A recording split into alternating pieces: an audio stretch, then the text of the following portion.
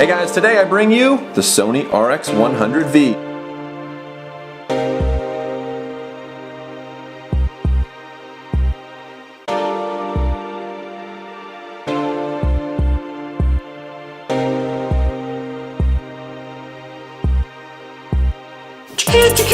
I love it, I love it. I hate it, I want more, I want less. Nailed it. Here's things I really like about this camera. First, it has continuous shooting and continuous autofocus mode. 24 frames per second bursts up to 150 shots, and with that continuous autofocus, let's imagine someone's running at the camera, always in focus the whole time. Also, the camera stops down to a 1.8, giving you really great shallow depth of field, which I love. I think it makes every picture look better when you actually have depth to the photo.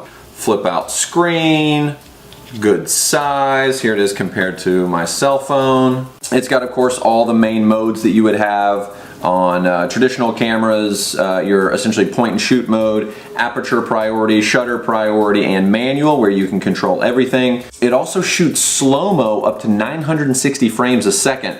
It uses a lot of battery, a lot of space, and it only does a burst for a few seconds. But that's really all you need when you're shooting slow-mo anyways. And speaking of video, it'll go 4K, which is great, since most people don't even have 4K TVs yet. One of the most helpful features about this camera is the selfie mode, so you can flip up, you can take a picture that way, of course, but also if you're doing video, it will track my face. So here's the audio walking down the street, hanging out, not having to talk too loud. This is why a lot of people love this for vlogging. If I'm like, hey, I got this new cell phone, check it out. Boom, now the phone's in focus. Boom, now I'm back in focus.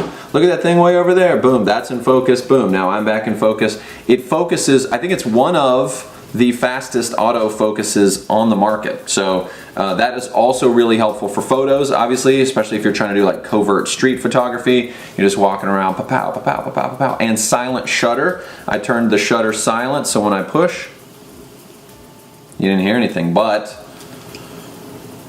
took a picture.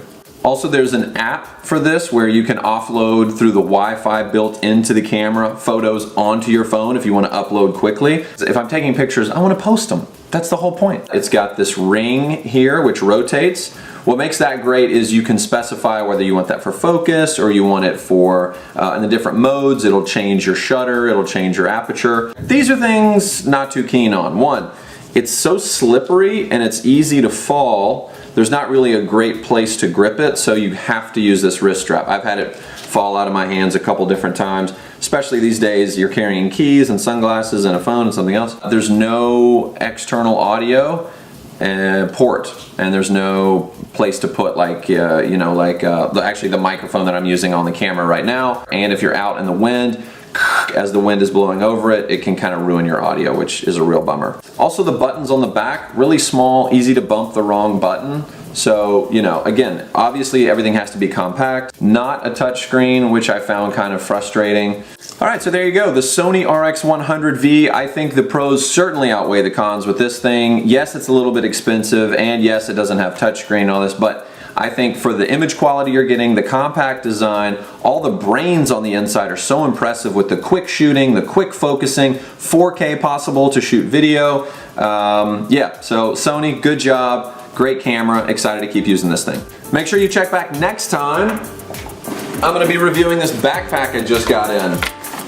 It's made entirely out of water bottles. Mmm, delicious.